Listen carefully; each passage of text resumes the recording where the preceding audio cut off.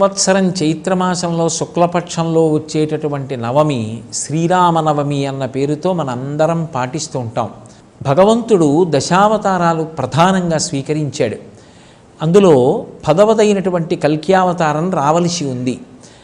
మిగిలినటువంటి అవతారాలన్నీ కూడా ఒక్కొక్క ప్రయోజనానికి వచ్చినప్పటికీ ప్రధానంగా మనుష్యుల యొక్క జీవితంతో అత్యంత సన్నిహితంగా మెలిగినటువంటి అవతారం శ్రీరామావతారం. ఎందుకంటే రాముడు పరిపూర్ణంగా నరుడిగా ఈ లోకంలో ప్రవర్తించాడు. అందుకే వాల్మీకి మహర్షి నారద మహర్షిని ప్రశ్న వేసినప్పుడు కూడా 16 గుణములు కలిగినటువంటి పరిపూర్ణమైన నరుడెవరు అని అడిగారు. కోన్వస్మిన్ సంప్రదంలోకే గుణవాన్ కశ్చ వీర్యవాన్ ధర్మజ్ఞశ్చ కృతజ్ఞశ్చ సత్యవాక్యో దృఢవ్రతః చారిత్రేణ చ కోయుక్తః సర్వభూతేషు కోహితః విద్వాన్ కః కస్సమర్థశ్చ కశ్చైక ప్రియదర్శనః ఆత్మవాన్ కో జితక్రోధో ద్యుతిమాన్ కో ననసూయకః కస్య బిభ్యతి దేవాశ్చ జాతరోషస్య సంయుగే అని అడుగుతారు. 16 గుణములు పరిపూర్ణముగా కలిగినటువంటి నరుడు ఈ కాలమునందెవరు అని అడిగితే ఆనాడు నారద మహర్షి ఈ కాలమునందే ఉన్నటువంటి వాడు రామచంద్రమూర్తి అని నిర్ధారించాడు. మనుష్య జీవితంతో రామచంద్రమూర్తి యొక్క జీవితం మమేకమైపోయింది. నరుడిగా పుట్టాడు, నరుడిగా పెరిగాడు, నరుడు ఎలా కష్టాలు పడతాడో అలా కష్టాలు పడ్డాడు. నరుడిగానే అవతార పరిసమాప్తి చేశాడు. నరుడిగా ప్రవర్తించిన ధర్మానుష్ఠానం చేసినటువంటి వ్యక్తి ఎంత గొప్ప స్థితికి వెళ్ళగలడో, ఆఖరికి తనతో ఉన్నటువంటి వేరొక ప్రాణిని ఉత్తమ లోకములకు కూడా పంపగలడు అన్న విషయాన్ని నిరూపించాడు. రాముడు అంటే రాశీభూతమైనటువంటి ధర్మం. అందుకే మారీచుడు రాముడి గురించి చెప్తూ రామో విగ్రహవాన్ ధర్మ అంటాడు. రాశీభూతమైనటువంటి ధర్మమే రామచంద్రమూర్తి. అందుకే రాముడు జటాయువుని ఉత్తమలోకాలకి పంపిస్తూ గచ్చలోకాన్ అనుత్తమాన్ అన్నాడు. నువ్వు ఉత్తమమైనటువంటి లోకములకు చేరుకో అన్నాడు. ఒక మనుష్యుడు వేరొక ప్రాణిని ఉత్తమ లోకాలకి ఎలా పంపగలడు అంటే సత్యేన లోకాన్ జైతి దీనేన్ దానేన రాఘవ గురూన్ శుశ్రూషయ ధనుషాయుధి శాస్త్రవాన్. ఆయన సత్యము చేత లోకములను గెలిచాడు, ధర్మము చేత సమస్తాన్ని గెలిచాడు, శుశ్రూష చేత గురువులను గెలిచాడు, దీనులను తన యొక్క దానగుణముల చేత గెలిచాడు, అలాగే శత్రువులను తన పౌరుష పరాక్రమముల చేత గెలిచాడు. పరిపూర్ణమైనటువంటి నరుడి యొక్క అవతారమే రామావతారం. అంత గొప్పదైనటువంటి రామావతారం నరుడిగా వస్తే తప్ప రావణ సంహారం జరగదని, ఆ అవసరం లేకపోయినా సరే కౌసల్యా గర్భవాసం 12 నెలలు చేసి ఆయన ఈ భూమి మీదకి నరుడుగా వచ్చాడు. అందుకే వాల్మీకి మహర్షి రామాయణం బాలకాండలో ఒక మాట అంటారు, తతశ్చ ద్వాదశే మాసే చైత్రే నవమికీ తిథౌ నక్షత్రేదితి దైవత్యే సోచ్ఛ సంస్థేషు పంచషు గ్రహేషు కర్కటే లగ్నే వాక్పతాం విద్దునా సహ ప్రోద్యమానీ జగన్నాథం సర్వలోక నమస్కృతం అన్నారు.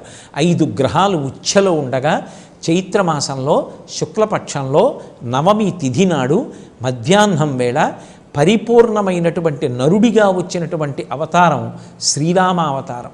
అటువంటి శ్రీరామచంద్రమూర్తి ఈ లోకంలో ఆవిర్భవించి మనకందరికీ కూడా ధర్మానుష్ఠానంతో మనిషి ఎలా ప్రవర్తించాలో నేర్పాడు. చైత్రమాసంలో వచ్చినటువంటి రామావతారం నరుడిగా ప్రవర్తించనని నేర్పితే, వైశాఖ మాసంలో వచ్చినటువంటి శంకర భగవత్పాదుల యొక్క అవతారం ఒక మనిషిగా ఎలా బ్రతకాలో ప్రబోధం చేసినటువంటి అవతారం. అంత గొప్ప మాసములు రెండిటిలో 2 గొప్ప అవతారాలు వచ్చాయి. ఒకటి సాక్షాత్ శ్రీ మహావిష్ణువు యొక్క అవతారం అయితే, ఒకటి పరమశివుని యొక్క అవతారం.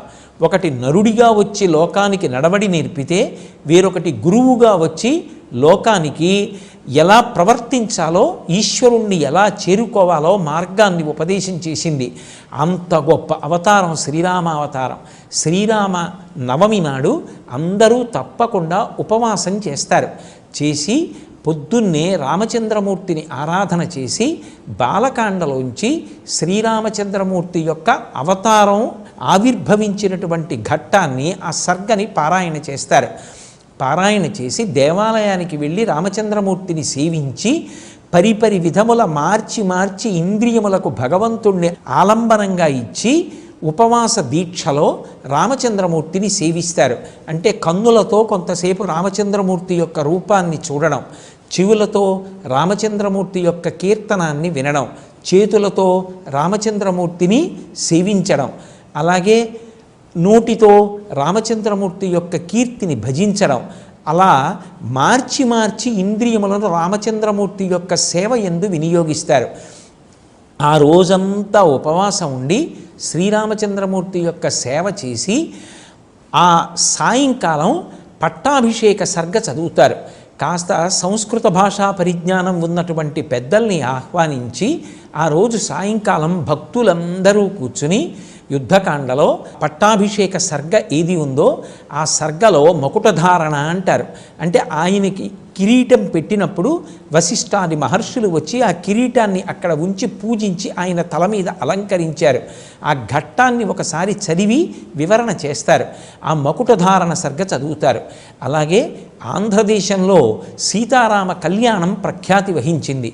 కళ్యాణం చూసినంత మాత్రం చేత, కళ్యాణంలో ఉన్నటువంటి తలంబ్రాల అక్షతలు తల మీద వేసుకున్నంత మాత్రం చేత 3 రకములైనటువంటి అనుగ్రహం కలుగుతుంది. యజ్ఞం చెయ్యాలనేటటువంటి బుద్ధి కలిగి ఆ యజ్ఞం చేసినటువంటి కారణం చేత దేవతల యొక్క అనుగ్రహాన్ని పొంది తానే కాకుండా తాను తన చుట్టుపక్కల ఉన్నవారు సమాజము అంతా కూడా కళ్యాణం చూసినంత మాత్రం చేత, కళ్యాణంలో ఉన్నటువంటి తలంబ్రాల అక్షతలు తల మీద వేసుకున్నంత మాత్రం చేత 3 రకములైనటువంటి అనుగ్రహం కలుగుతుంది. యజ్ఞం చెయ్యాలనేటటువంటి బుద్ధి కలిగి ఆ యజ్ఞం చేసినటువంటి కారణం చేత దేవతల యొక్క అనుగ్రహాన్ని పొంది తానే కాకుండా తాను తన చుట్టుపక్కల ఉన్నవారు సమాజము అంతా కూడా వర్ధిల్లుతుంది. అలాగే ఐశ్వర్యము బాగా పెరుగుతుంది. 3 సంతానము కలుగుతుంది. కళ్యాణము వలన పొందనటువంటి ప్రయోజనము లోకంలో ఉండదు. అన్ని ప్రయోజనములు పొందవచ్చు. అంత గొప్ప ప్రయోజనములకు ఆలవాలమైనటువంటి సీతారామ కళ్యాణాన్ని వాడవాడలా నిర్వహిస్తారు. చక్కగా ఆ కళ్యాణ సమయంలో అందరికీ కూడా విసినికర్రలు, అలాగే పానకం, వడపప్పు, మామిడి పళ్ళు ఇటువంటివి చలవ చేసేటటువంటి పదార్థాలని పంచిపెడతారు. అలాగే మల్లెపూలు విశేషంగా తెచ్చి రామచంద్రమూర్తికి అలంకారం చేస్తారు. రాముడు ప్రత్యేకించి తెలుగువారితో మమేకమైపోయినటువంటి అవతారం. అంత గొప్ప అవతారమైనటువంటి శ్రీరామచంద్రమూర్తి యొక్క అవతారం మనకి భద్రాచల క్షేత్రంలో విరాజమానమై ఉన్నది.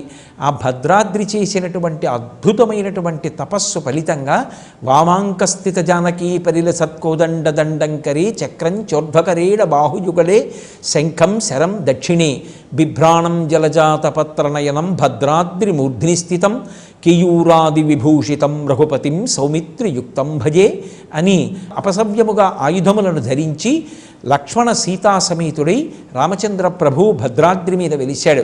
అలాగే మన రాష్ట్రంలో ఒంటిమిట్ట, గొల్లల మామిడాడ మొదలైనటువంటి అనేక క్షేత్రాలలో అద్భుతమైనటువంటి రీతిలో రామచంద్రమూర్తి యొక్క ఆరాధన, కళ్యాణము జరుగుతుంటాయి.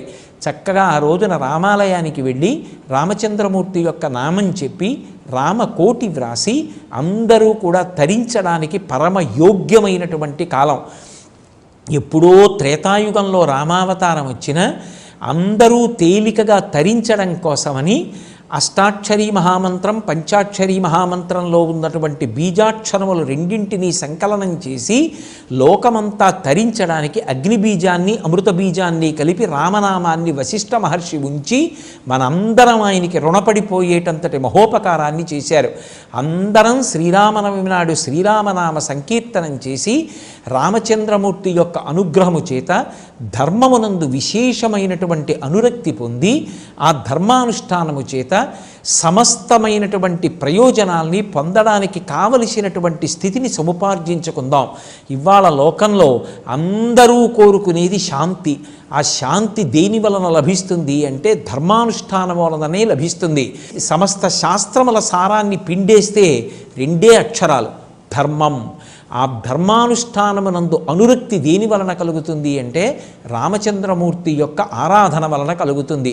అంత గొప్ప నైమిత్తిక తిథి శ్రీరామనవమి. అటువంటి శ్రీరామనవమిని మనందరం భక్తి ప్రపత్తులతో ఆచరించి ఆ సీతారాముల యొక్క పరిపూర్ణమైనటువంటి అనుగ్రహానికి పాత్రులమవుదాం. రామాయణం లేని ఇల్లు, రామ కథ చెప్పనటువంటి తల్లి రామనామ వైభవం తెలుసుకోనటువంటి వ్యక్తి బహుశः లోకంలో ఉంటారని నేను అనుకోవట్లేదు. ఎందుచేత అంటే శ్రీరామాయణం ఆదికావ్యం, మధురాతి మధురమైనటువంటి కథ. ఇన్ని మాటలు రామాయణం చదవండి, ఇన్ని మాటలు రామాయణం వినండి, ఎప్పటికప్పుడే ఒక కొత్తతనం కనిపిస్తుంది. రామాయణంలో ఉన్నటువంటి విశేషం ఏమిటంటే ఎప్పుడో జరిగిన కథలా ఉండదు. రామాయణం చదువుతున్నప్పుడు మన కళ్ళ ముందు ఆ వ్యక్తులందరూ సజీవంగా కదులుతూ మాట్లాడుతున్నంత అద్భుతమైనటువంటి రచన చేశారు. శ్రీరామాయణము ఇతిహాసము. ఇతిహాసము అంటే అది కల్పింపబడినటువంటి కథ కాదు, యథార్థమైనటువంటి గాథ. రామచంద్రమూర్తి యొక్క అవతారము పరమ సత్యము. లోకానికి ధర్మాన్ని నేర్పడం కోసమని రావణవధ అయిపోయిన తరువాత కూడా ఆయన అవతార పరిసమాప్తి చేయకుండా కేవలంగా 11,000 సంవత్సరములు తదనంతర కాలమునందు కూడా ఈ లోకంలో ఆయన ఉండి లోకానికి అంతటికీ కూడా ధర్మాన్ని నేర్పారు. అందుకే మీరు చూడండి, అసలు రామస్పర్శ లేనటువంటి విషయము ఉండదు. ఏదైనా వ్రాయడం మొదలు పెడితే శ్రీరామ అని వ్రాసి వ్రాయడం మొదలు పెడతాం. ఓ చంటి పిల్లవాడికి స్నానం చేయించారనుకోండి, ఆఖరణ పాత్రలో మిగిలిన నీరు కొద్దిగా చేత్తో పట్టుకుని తల్లి పిల్లవాడి చుట్టూ తిప్పి శ్రీరామ రక్ష అని పిల్లవాడికి రక్ష పెడుతుంది. పిల్లవాడికి చిన్నతనంలో రామకథ చెప్తుంది. ఇంట్లో ఎవరైనా వృద్ధిలోకి రావాలి అని కోరుకున్నప్పుడు రామచంద్రమూర్తి అంతటి వాడి అవ్వాలరా అంటారు. లోకంలో ఎవరైనా ఒక తల్లి గొప్ప కొడుకుని కంటే కౌసల్య లాంటి తల్లివమ్మ అంటారు. ఎవరైనా అసూయతో ప్రవర్తిస్తే దీనిది శూర్పణఖ బుద్ధిరా అంటారు. ఒకడు అహంకారగ్రస్తుడైతే వీడిది రావణ బుద్ధిరా అంటారు. కాపట్యం ఎక్కువగా ఉంటే వీడు మారీచుడు లాంటి వాడు రా అంటారు. ఎక్కువ నిద్రపోతే నువ్వు కుంభకర్ణుడుగా ఏమి అంటారు. అసలు రామాయణం సమాజం నుంచి విడదీయడానికి వీలు లేనంతగా మమేకమైపోయింది. అంత గొప్ప రామ కథ అసలు మనిషి జీవితంలో మమేకమైపోయి ఉండిపోయింది. రామాయణాన్ని చదివినంత మాత్రం చేత మనిషి ఉత్థానపతనములలో ఎలా ఊంచుకోవాలో అలవాటవుతుంది. ఒక విషయాన్ని ఎలా చెయ్యాలి, వేద ప్రమాణాన్ని అనుసరించి ఎలా ప్రవర్తించాలి అంటే రామాయణం చదువుకుంటే చాలు. ఒక కష్టం వచ్చినప్పుడు రాముడు ఎలా నిలబడ్డాడు, సీతమ్మ ఎలా నిలబడగలిగింది అన్నది గుర్తు తెచ్చుకుంటే మనం పొందిన కష్టం కష్టమా అనిపిస్తుంది.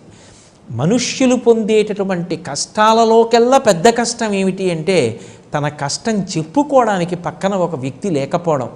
మా తల్లి సీతమ్మ తాను అంత కష్టంలో ఉండి తన కష్టం చెప్పుకోవడానికి పక్కన ఒక వ్యక్తి లేకుండా అన్ని రోజులు రావణాసురుని యొక్క లంకాపట్టణంలో బాధపడింది. ఆ తల్లి పడిన బాధ కన్నా నేను పొందేటటువంటి బాధలు ఏ పాటి అన్న భావన కలిగిన నాడు మనిషి ధర్మాన్ని విడిచిపెట్టకుండా నిలబడడానికి కావలసినటువంటి ప్రజ్ఞ సముపార్జించుకుంటాడు. అందుకే రామాయణం అసలు మనిషి జీవితం నుంచి వేరు చెయ్యడానికి వీలు లేని రీతిలో మమేకమైంది. రామాయణానికి ఉన్న గొప్పతనం ఏమిటంటే శ్రీరామాయణం మీరు చదువుతూ ఉండగా ఎన్ని మాటలు చదువుతున్నా మీకు కొత్త కొత్త విషయాలు అందులోంచి గోచరిస్తూనే ఉంటాయి. ఎన్ని మాటలు రామాయణం వినండి, విన్న కథే కదా అనిపించదు. ఎన్ని మాటలు రామాయణం చూడండి, చూసిన కథే కదా అనిపించదు. అందుకే ఎందరో కవులు వ్రాసిన రామాయణాన్నే వ్రాశారు, ఎందరో గాయకులు ఆ రామకథనే పాట పాడారు, ఎందరో ఆ రామకోటే వ్రాశారు, ఎందరో ఆ రామచంద్రమూర్తి పాదాలే సర్వకాలముల యందు చేతిలో కోదండాన్ని ధరించి వీరరాఘవ విజయరాఘవ అనేటటువంటి 2 బిరుదునామాలతో సమస్త లోకాల్ని కాపాడేటటువంటి మహానుభావుడయ్యాడు. ధర్మబద్ధమైనటువంటి పరిపాలన చేసినటువంటి వ్యక్తి యొక్క పరిపాలనని కూడా రామరాజ్యం అనే పిలుస్తాం. రామరాజ్యము అంటే రాముడు పరిపాలించినటువంటి పరిపాలన అని అనుకోకూడదు. రాముడు పరిపాలిస్తేనే రామరాజ్యం వస్తుంది అంటే మళ్ళీ రామరాజ్యం రావాలి అని కోరుకోవాలి అంటే రాముడి అవతారం రావాలి అని చెప్పాలి. కాదు, రాముడు పరిపాలన చేసినప్పుడు లోకంలో ఉన్నటువంటి వాళ్ళందరూ సుఖశాంతులు పొందారు. రాముడు పరిపాలనకి దేన్ని ప్రమాణంగా తీసుకున్నాడు? శాస్త్రాన్ని ప్రమాణంగా తీసుకున్నాడు. తన స్వబుద్ధిని ఎప్పుడూ పాటించలేదు. శాస్త్రం ఎలా చెప్పిందో అలా పరిపాలన చేశాడు. శాస్త్రము చెప్పినట్టుగా ప్రమాణంగా స్వీకరించి పరిపాలన చెయ్యగలిగిన నాడు మళ్ళీ రామరాజ్యం వస్తుంది. అందుకే మీరు చూడండి, ఎక్కడ ఏ విషయాన్ని ఉదాహరించవలసి వచ్చినా రామాయణాన్నే ఉదాహరిస్తారు. అయ్యా రామరాజ్యం రావాలండి అంటారు, రామచంద్రమూర్తి లాంటి కొడుకు పుట్టాలండి అంటారు, ఒరే రామలక్ష్మణుల్లా కలిసి ఉండండ్రా అంటారు. దంపతులు ఎవరైనా కనపడితే సీతారాముల్లా 10 కాలాలు వర్ధిల్లండమ్మా అంటారు. దాంపత్యం అన్న మాటకి పర్యాయపదం సీతారాములే. వాళ్ళిద్దరూ శారీరకంగా వేరుగా ఉన్నప్పటికీ కూడా వారి మనసులు మాత్రం ఎప్పుడూ కలిసే ఉన్నాయి. దంపతులకు ఉండవలసినటువంటి లక్షణం అది. అందుకే సుందరకాండలో స్వామి హనుమ శిశుపావృక్షం మీద కూర్చుని కింద ఉన్నటువంటి శోకమూర్తి అయిన సీతమ్మని చూసి ఒక మాట అంటారు, అస్యా దేవ్యా మనస్తస్మిన్ తస్య చాస్యాం ప్రతిష్ఠితం తేనీయం సచి ధర్మాత్మా ముహూర్తమపి జీవతి అంటారు. ఈ సీతమ్మ మనసు రాముడి దగ్గరుంది, రాముడి మనసు సీతమ్మ దగ్గరుంది. వీళ్ళిద్దరి మనసులు ఎవరి మనసులు వాళ్ళ దగ్గరే ఉంటే వీళ్ళింతకాలం బ్రతికి ఉండేవారు కాదు అంటారు. దాంపత్యం అంటే సీతారాములే. అందుకే ప్రాతస్మరణీయులైనటువంటి కంచికామకోటి పీఠాధిపత్యం వహించిన మహాపురుషులు అపర శంకరావతారులైనటువంటి శ్రీ శ్రీ శ్రీ చంద్రశేఖరేంద్ర సరస్వతి మహాస్వామి వారు తరచుగా తన అనుగ్రహ భాషణాల్లో వివాహానికి శుభలేఖ వేస్తే సీతారాముల యొక్క మూర్తిని వెయ్యవద్దు అని చెప్తుండేవారు. సీతారాములు ఆ రామాయణంలో ఉండేటటువంటి వ్యక్తులు ఎప్పటికీ మనకి ఆదర్శమే. అటువంటి రామచంద్రమూర్తి ఆవిర్భవించినటువంటి పరమ పవిత్రమైనటువంటి రోజు శ్రీరామనవమి. ఆ రామనామం చెప్పినా, రామ కథ చదివినా, రామాయణాన్ని తల మీద పెట్టుకున్నా, రామాయణం మీద ఒక్క పువ్వు వేసినా, చిట్ట చివరికి రామాయణం పుస్తకం అక్కడ పెట్టి ప్రదక్షిణం చేసినా, రామాలయానికి వెళ్ళినా, రామకోటి వ్రాసిన, రాముణ్ణి భజన చేసిన, ఒక పాట పాడిన, రాముణ్ణి స్తుతి చేసిన, ఉపవసించిన, పూజ చేసిన ఆయన అనుగ్రహంతో ఇహము పరము కూడా కలుగుతాయి. అందుకే ధరించిపోవడానికి అత్యంత తేలికైనటువంటి అవకాశం ఇవ్వగలిగినటువంటి అద్భుతమైనటువంటి రోజు ఈ శ్రీరామనవమి. అటువంటి శ్రీరామనవమి ఒక్క క్షణం కూడా వృధా కాకుండా మనందరం ఆ రామచంద్రమూర్తి యొక్క పాదార విందములను సేవించి ధర్మమునందు అనురక్తి పొందుదాం. అందుకే మీరు శ్రీరామాయణాన్ని పరిశీలించండి. ధర్మాన్ని విడిచిపెట్టిన వాళ్ళందరూ ఎంత శక్తివంతులైనా నశించిపోయారు. ఎన్ని కష్టాలు రానివ్వండి, నేను ధర్మాన్ని విడిచిపెట్టను అని ధర్మాన్ని పట్టుకున్న రామచంద్రమూర్తి మాత్రం శాశ్వతుడైపోయాడు. యుగాలు మారిపోయినా రామాలయం లేనటువంటి గ్రామం లేదు, రామనామం చెప్పనటువంటి వ్యక్తి లేడు, రాముని యొక్క పేరు వ్రాయకుండా మొదలుపెట్టబడినటువంటి పుస్తకం లేదు, రామ కథ చెప్పని తల్లి లేదు, రామ కథ చదువుకోనటువంటి పిల్లవాడు లేడు, సీతారాముల పట్ల భక్తి లేనటువంటి వ్యక్తి లేడు. అంత గొప్ప రామాయణం, అంత గొప్పదైనటువంటి శ్రీరామావతారం ఆవిర్భవించినటువంటి పరమ పవిత్రమైన రోజు. ఆ శ్రీరామావతారాన్ని స్మరిస్తూ, రామాయణాన్ని చదువుతూ, రామనామాన్ని కీర్తిస్తూ, శ్రీరామ భజన చేస్తూ ఈ కాలాన్ని సద్వినియోగం చేసుకుని ధర్మమునందు అనురక్తి పొంది ఆ ధర్మానుష్ఠానము చేత లోకమంతా శాంతి పొందేటట్టుగా ప్రవర్తించి ఈ తిథిని సద్వినియోగం చేసుకుందాం. ఒక్క విషయం మీకు ప్రధానంగా మనవి చేస్తాను. రాముడి జీవితం మొత్తం మీద ఎన్ని కష్టాలు రానివ్వండి, ఆయన నిలదొక్కుకోగలిగాడు. ఏ కారణం చేతనో తెలుసా? రామాయణాన్ని జాగ్రత్తగా పరిశీలనం చేస్తే అర్థమవుతుంది. ఆయన ధర్మానుష్ఠానం మాత్రం ఆయన విడిచిపెట్టలేదు. ధర్మాన్ని విడిచిపెడితే ఇది కలిసి వస్తుంది అని అనిపించినా ధర్మాన్ని పట్టుకుని కష్టపడి సాధిస్తాను తప్ప ధర్మాన్ని విడిచిపెట్టి వెంటనే నేను ఫలితాన్ని పొందను అని నిలబడ్డాడు. మీకు ఒక్క ఉదాహరణ చెప్తాను.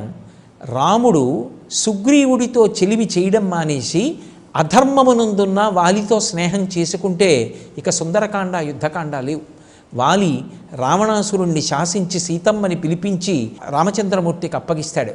కానీ అధర్మమునందున్నటువంటి వాలితో స్నేహం చెయ్యకుండా ధర్మంలో ఉన్నటువంటి సుగ్రీవుడితోనే చెలిమి చేసి వాలిని సంహరించి ధార్మికంగానే ప్రవర్తించి అంత కష్టపడి సముద్రానికి సేతువు కట్టి ఆవలి ఒడ్డుకెళ్ళి రావణుడితో యుద్ధం చేసి రావణుణ్ణి పరిమార్చి సీతమ్మని తెచ్చుకొని పట్టాభిషేకం చేసుకున్నాడు తప్ప ధర్మాన్ని పక్కన పెట్టి మాత్రం ఒక్క క్షణం రాముడు జీవించలేదు. అందుకే రామ కథ చదువుకుంటే, రామాయణం చదువుకుంటే ధర్మం మనని రక్షిస్తుంది. తాత్కాలికంగా ఇబ్బందులు రావచ్చు, కానీ ధర్మాన్ని నమ్ముకున్నవాడు ఒక్కనాటికి పాడవడు. ధర్మాన్ని నమ్ముకున్నవాడిని పాడు చేద్దామనుకున్నవాడు పాడైపోతాడేమో, కానీ ధర్మాన్ని పట్టుకున్నవాడు, ధర్మాన్ని నమ్ముకున్నవాడు ఎప్పటికైనా రాణిస్తాడు తప్ప, వాడి కష్టములు తాత్కాలికములే తప్ప వాడు పాడవడం అన్నది ఉండదు అని మనకి భరోసా ఇవ్వగలిగినటువంటి ఆది కావ్యం శ్రీరామాయణం. అటువంటి శ్రీరామాయణం విశేషంగా ఫలితమివ్వగలిగినటువంటి కాలం అదిగో ఆ రామావతారం ఆవిర్భవించినటువంటి శ్రీరామనవమి. అందరం మళ్ళీ దీక్షగా అన్ని చోట్ల శ్రీరామాయణ ప్రవచనాలు జరిగి అందరం శ్రీరామనామ వైభవాన్ని గానం చేసి రామనామం చెప్పి చక్కగా అందరం రామాయణం చదువుకుని ఆ రామచంద్రమూర్తి అనుగ్రహంతో ధర్మమునందు విశేషమైన అనురక్తి పొంది ధార్మికమైన జీవనం పొందేటట్టుగా మమ్మల్ని అందరినీ అనుగ్రహించమని సీతాసహితుడైన ఆ రామచంద్రమూర్తి యొక్క పాదార విందములకు నమస్కరిద్దాం. ఈ శ్రీరామనవమి తిథి సందర్భంగా అసంఖ్యాకమైనటువంటి ఈ ప్రేక్షక మహాశయులందరికీ కూడా నా హృదయపూర్వకమైనటువంటి అభివందనాల్ని తెలియచేస్తున్నాను.